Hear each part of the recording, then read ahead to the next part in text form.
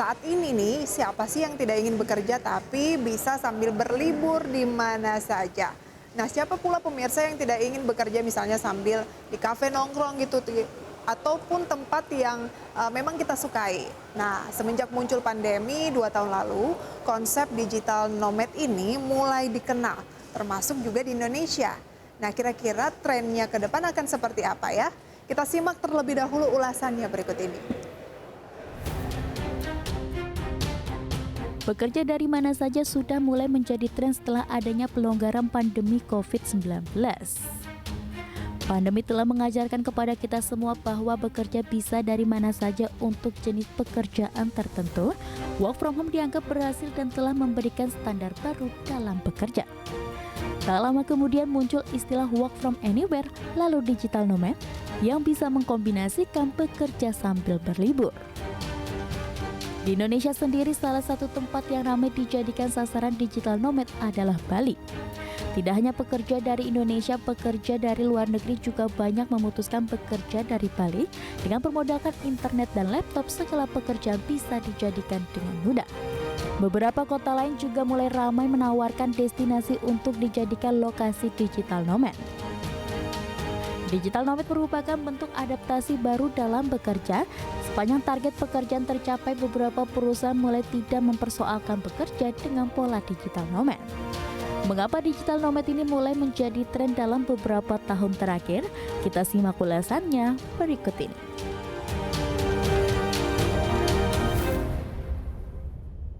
Ya pemirsa, pola kerja seperti ini tentunya banyak diinginkan oleh orang kantoran misalnya ya, tapi tidak bisa dipungkiri juga pemirsa bahwa ada sebagian kecil yang tetap senang untuk melakukan pekerjaannya dari kantor. Nah, bahkan pemirsa ya, Anda bayangkan kalau misalnya kita bisa bekerja dari lokasi wisata gitu ya, sambil berlibur misalnya di Bali, memandangi pantai tapi sambil bisa kerja, itu pasti adalah impian banyak orang, termasuk juga saya pemirsa.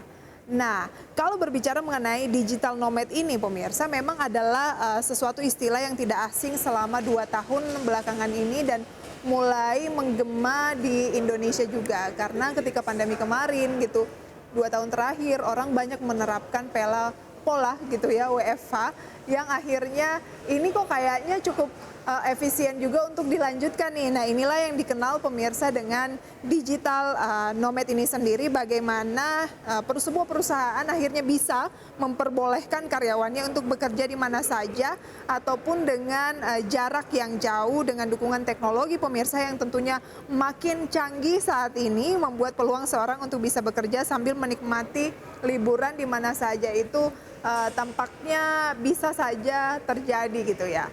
Nah, di awal pandemi mungkin di antara kita sudah familiar nih dengan istilah staycation. Lalu ada juga pemirsa work from home atau WFH. Lalu ada juga pemirsa work from hotel. Kemudian muncul lagi istilah work from anywhere.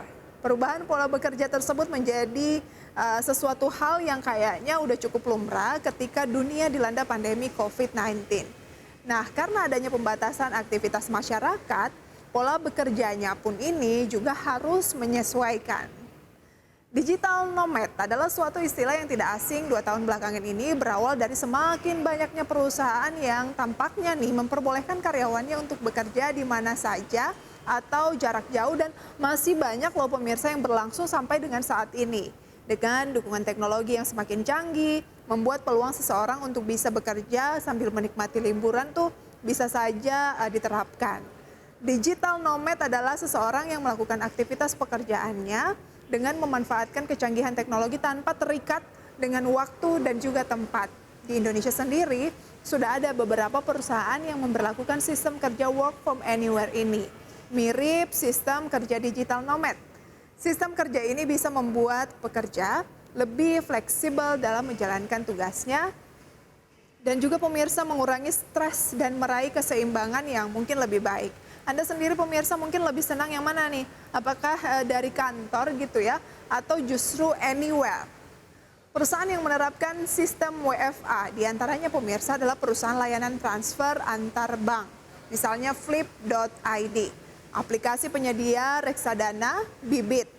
Kemudian ada perusahaan peer-to-peer lending seperti Amarta dan juga Alami. Lalu ada e-commerce Blibi, kemudian ada groceries online seperti Happy Fresh pemirsa, Sayur Box, dan juga ada e-fishery. Lalu pemirsa juga ada model Ventura, CoLearn, dan juga aplikasi penyedia layanan saham dan juga reksadana ajaib. Digital nomad lebih banyak disukai pemirsa, apalagi untuk generasi milenial mungkin dan juga generasi Z, karena memungkinkan untuk bekerja sambil berlibur di tempat wisata. Digital nomad ini umumnya terdiri dari dua tipe pemirsa, yaitu workation dan juga adalah leisure. Workation adalah penggabungan antara bekerja dan juga liburan. Sementara nih pemirsa, kalau leisure lebih pada business and leisure. Intinya kedua tipe digital nomad tersebut tetap sama-sama mendatangkan wisatawan untuk bekerja di destinasi tujuan. Jadi destinasi tujuan itu pemirsa bukan lagi nantinya hanya untuk berwisata, healing-healing, tetapi juga untuk bekerja. Nah ini yang dimaksud arahnya ke sana terkait dengan tren digital nomad ini. Dan tren digital nomad ini juga yang dimanfaatkan berbagai negara untuk menarik kunjungan wisatawan, tidak terkecuali di Indonesia. Bahkan nih pemirsa, tren digital nomad digadang-gadang menjadi salah satu cara untuk meningkatkan sektor pariwisata dan juga ekonomi kreatif. Anda pasti punya mungkin keluarga, teman atau orang-orang terdekat tuh yang jarang sekali liburan pemirsa ya. Artinya dalam setahun tuh mungkin tidak pernah liburan. 2 atau 3 tahun baru sekali melakukan trip, itu pun ke tempat-tempat atau lokasi-lokasi terdekat karena kesibukan dari tipe pekerjaan yang mereka jalani. Sehingga tampaknya akan lebih menarik ketika melakukan trip atau wisata tetapi bisa sambil bekerja. Nah, lalu bagaimana pemirsa dengan Indonesia? Nah, Indonesia juga menangkap peluang digital nomad ini. Kita akan simak dalam tayangannya berikut ini.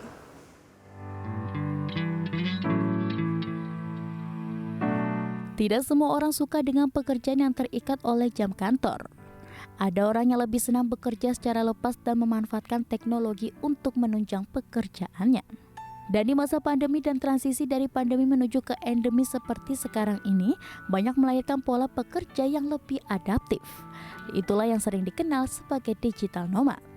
Tak hanya di luar negeri, tren digital nomad juga sudah mulai dilirik oleh generasi Y dan Z yang ada di Indonesia.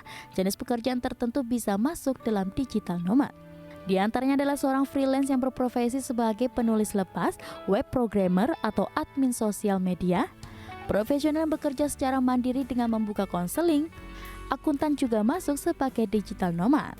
Entrepreneur atau YouTuber juga bisa masuk sebagai digital nomad yang bisa bekerja dari mana saja dan kapan saja. Jenis pekerjaan yang masuk digital nomad ini mendapat penilaian beragam di tengah masyarakat. Namun faktanya jenis pekerjaan ini menjadi tren baru yang banyak digemari saat ini.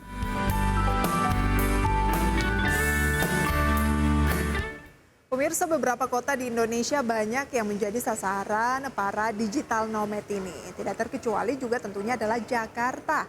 Bahkan Pemprov DKI Jakarta meluncurkan Digital Nomad Island, menyambut tren bekerja dari mana saja ataupun work from anywhere.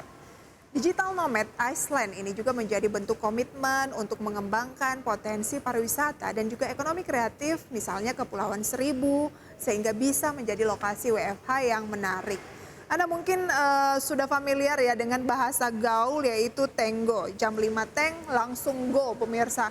Kayak itu terkadang membuat kita jenuh. Bayangkan kalau kita bekerja harus 5 atau 6 hari selama seminggu di tempat yang sama dengan orang yang itu-itu saja, apalagi kalau sampai bertahun-tahun. Dan dibandingkan dengan kalau ada tren cara kerja baru yang juga tidak kalah efektif, tidak mengurangi performa Anda, tetapi di tempat Anda lebih bisa refresh. Jadi ada dua keuntungan nih, sambil menyelam minum air, sambil berlibur bisa sambil bekerja, dengan performa Anda yang mungkin jauh akan lebih baik karena Anda menikmati pemandangan yang ada, kemudian perasaan, suasana hati, mood, dan juga pikiran jauh lebih pemirsa ya, jauh lebih tenang atau jauh lebih fresh. Nah, tidak hanya Jakarta, Bali juga ikut berbenah pemirsa, dan hasilnya tren baru pasca pandemi COVID-19 terlihat dari semakin meningkatnya permintaan digital nomad ke Bali oleh para pekerja jarak jauh atau remote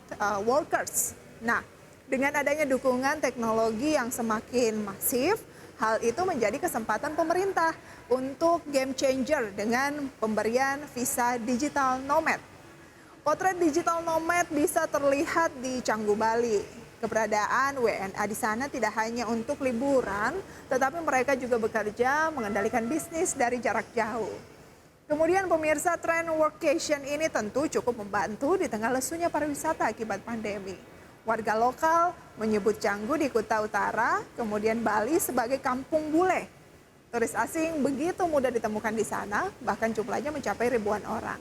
Kondisi di Bali ini pun menguatkan semacam adanya persepsi begitu ya, bahwa sudah banyak perusahaan yang memberikan kebebasan kepada karyawannya untuk bekerja dari mana saja alias work from anywhere atau juga WFA.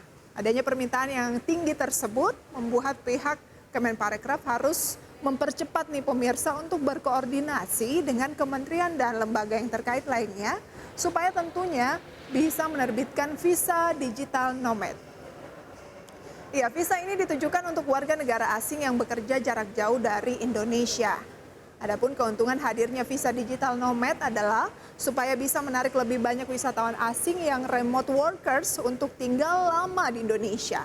Dengan lamanya tinggal di Indonesia, maka para warga negara asing ini bisa meningkatkan jumlah kualitas belanjanya dan juga memberikan dampak positif bagi perekonomian ataupun UMKM lokal. Jadi ada spend money yang tentunya lebih besar jika waktu ataupun periode tinggalnya di wilayah Indonesia itu lebih panjang. Lalu pemirsa, seberapa besar profesi digital nomad ini digemari para generasi muda Indonesia? Jangan-jangan sebenarnya mereka nggak terlalu demen, lebih senangnya tuh di kantor. Coba kita simak ulasannya dalam tayangan berikut ini. Tren dunia digital yang turut berkembang bersama dengan kemajuan teknologi membuat siapapun kini dapat bekerja dengan lebih efektif dan efisien tanpa halangan waktu dan tempat. Hal inilah yang kemudian mendasari munculnya para digital nomad, pekerja lepas yang tersebar di berbagai pelosok dunia, cukup berbekal internet dan gadget. Beberapa kota di Indonesia pun banyak menjadi tujuan para pekerja lepas ini. Di antaranya adalah Bali, Jakarta, Bandung, dan Yogyakarta. Pemerintah pun telah menyiapkan berbagai tempat di kota tersebut untuk mendukung para pekerja. Tidak hanya menyiapkan berbagai infrastruktur, pemerintah juga memberikan fasilitas khusus agar mendatangkan para digital nomad ke Indonesia. Para digital nomad ini secara tidak langsung telah membuat pariwisata di Indonesia kembali bergeliat, karena mereka bisa tinggal di lokasi wisata dalam jangka waktu lama. Dampak positifnya bisa merangsang perputaran uang dan perekonomian lokal.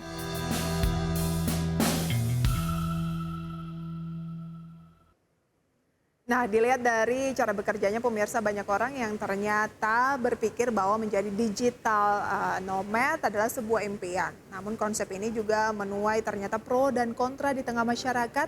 Bagi yang berpandangan pro, tentu sudah kita bahas tadi ya, bahwa keunggulannya kemudian seperti bisa bekerja di mana saja tanpa terikat waktu, dan yang penting target pun juga tercapai.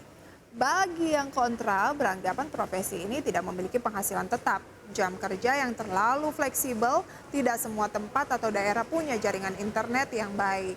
Nah, bagi Anda yang ikut mana nih pemirsa, Anda lebih senang yang digital nomad atau yang berlangsung saat ini? Artinya ya bekerja dari kantoran gitu.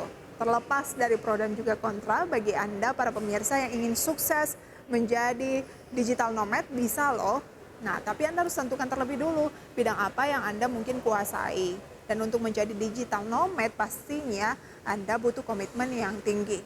Oleh karena itu, pilihlah bidang pekerjaan yang memang Anda sukai dan tentu dikuasai. Karena suka aja tanpa kuasai itu juga bisa bahaya pemirsa. Dan gunakan pula aplikasi atau sarana digital semaksimal mungkin. Karena beberapa orang menyatakan bahwa sosial media merupakan toksik yang dapat mempengaruhi mental. Nyatanya kalau Anda bisa menggunakan sosial media dengan baik, tentunya dapat tetap memanfaatkannya untuk mendapatkan penghasilan. Lalu pemirsa, bagi Anda yang punya hasil karya pekerjaan sebelumnya, jangan disimpan saja. Coba untuk mengumpulkan portofolio, kemudian kumpulkan semua portofolio ini dan susun dalam bentuk yang mudah dibaca, sehingga dengan adanya portofolio ini akan memudahkan kita untuk melamar mungkin ke perusahaan yang membutuhkan seorang pekerja lepas.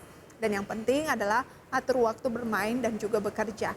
Anda harus pemirsa, pintar-pintar membagi waktu antara bermain dan juga bekerja. Apalagi untuk kita yang baru akan memulai pekerjaan baru. Jangan sampai nih pengeluaran lebih besar dari pemasukan yang tentunya kedepannya itu akan membuat kita jadi pemirsa semacam boncos gitu ya, dan menghasilkan waktu dengan mengeksplor tempat-tempat baru, bahkan traveling keliling dunia sah-sah saja loh. Tapi kalau bisa berbanding lurus dengan proyek-proyek yang didapatkan. Nah, apakah Anda tertarik untuk menjadi seorang digital nomad? Atau paling tidak memberikan usulan dulu ya kepada perusahaan bagaimana kalau bisa bekerja from anywhere.